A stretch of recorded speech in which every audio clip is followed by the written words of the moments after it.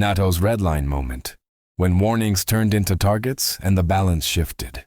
The moment NATO warnings were publicly reframed as preparations for war marked a decisive break in the existing balance, because what had been described as deterrence suddenly began to sound, in reaction and perception, like justification for direct involvement. And that shift immediately altered how every statement, warning, and reassurance was interpreted on both sides of the confrontation.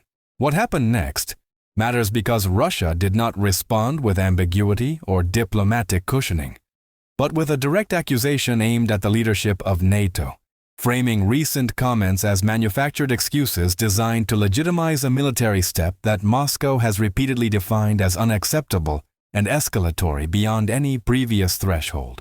In my opinion, this exchange exposed a fragile fault line, because once intentions are disputed not quietly but publicly, the conversation stops being about preventing war and becomes about assigning responsibility for the moment when restraint collapses into action.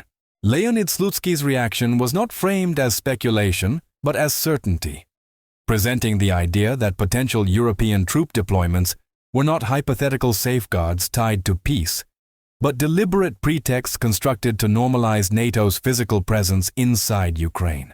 By stating that any NATO contingent would represent an enemy stronghold near Russia's borders, the rhetoric moved the discussion from abstract security concerns to concrete military geometry, where proximity itself becomes justification for targeting rather than negotiation.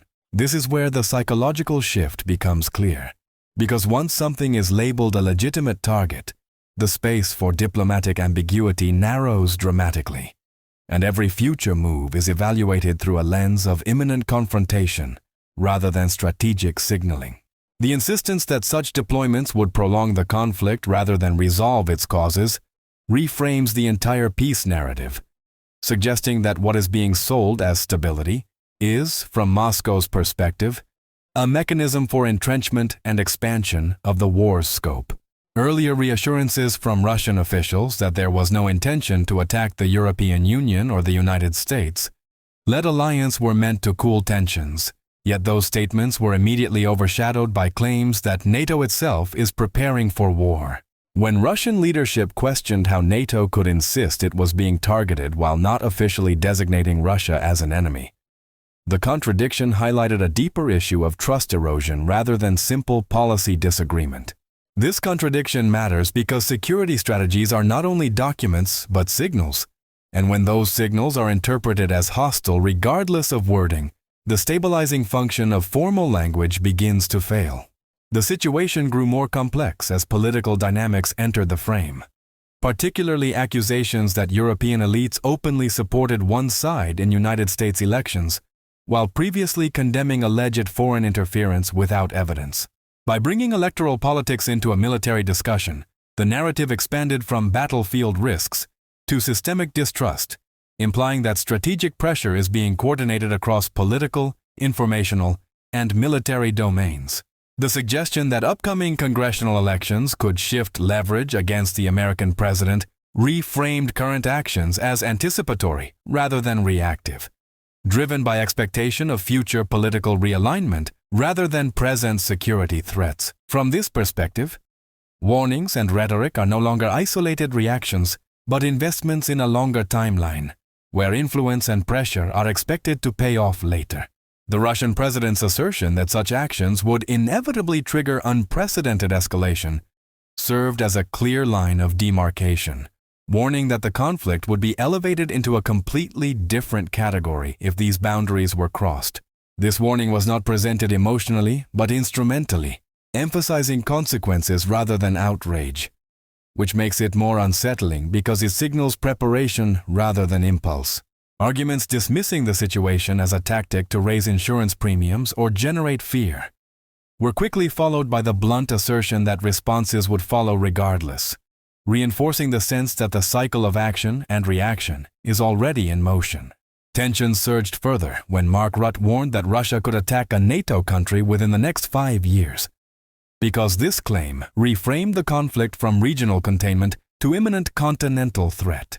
By describing a covert campaign against Western societies and calling for preparation on a generational scale, The warning elevated public anxiety and expanded the audience from policymakers to entire populations. At this point, the line between deterrence and provocation became increasingly difficult to distinguish, as each side framed its own actions as defensive, while interpreting the other's words as confirmation of hostile intent.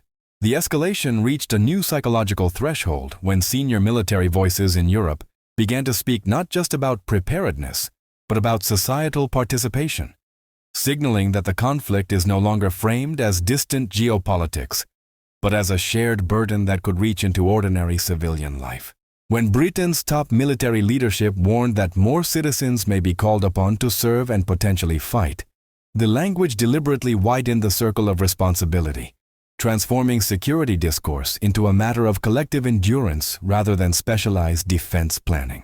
This shift is critical because once families, colleagues, and veterans are invoked directly, the idea of war moves from abstraction into lived possibility, altering how audiences emotionally process every subsequent warning. By identifying Russia as a massive, technologically sophisticated, and combat-experienced force, the narrative emphasized capability over intent, reinforcing fear through strength rather than through specific plans.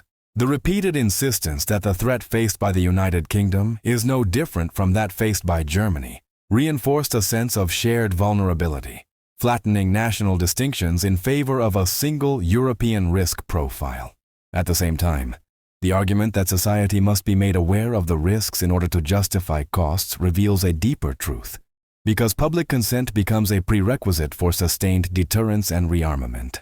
From this angle, communication itself becomes a strategic tool, used to prepare populations psychologically for sacrifices that leaders believe may soon be unavoidable.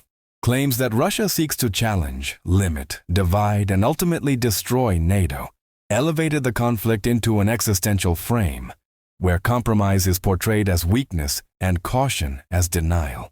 Referencing statements attributed to former Russian leadership about the disappearance of Ukraine and NATO further intensified this framing, even as Moscow continued to reject such interpretations as hysteria.